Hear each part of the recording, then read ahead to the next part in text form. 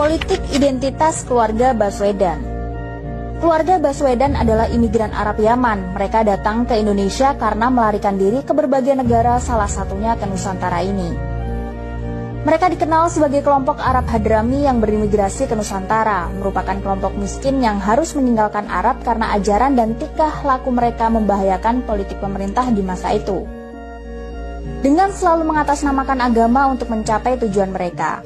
Di Nusantara, mereka ini dikenal dekat dengan kolonial Belanda sehingga dari sisi peraturan hukum oleh pemerintah Hindia Belanda diistimewakan dan ditempatkan dalam golongan tersendiri yang berbeda dengan kelompok pribumi.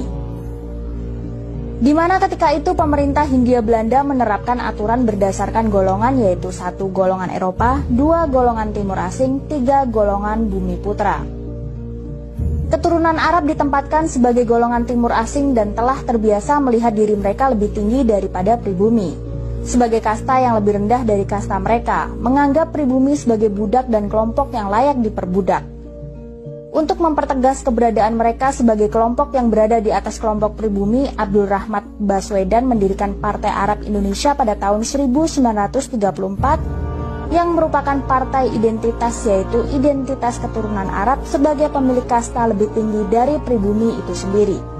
Abdul Rahman Baswedan merupakan kakek dari Anies Baswedan. Sejak tahun 1934 telah membentuk suatu kekuatan politik atas nama Arab agar mereka yang berada di Indonesia diakui sebagai Arab Indonesia, bukan pribumi Indonesia, melainkan orang Arab yang tinggal di Indonesia, merupakan suatu politik identitas tanpa rasa nasionalisme.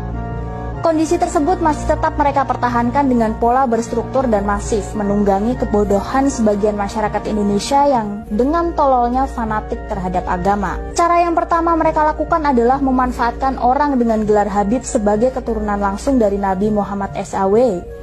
Para Habib ciptaan ini menjadi ulama mendadak menjadi panutan dan apa yang diucapkan dianggap sebagai fatwa yang wajib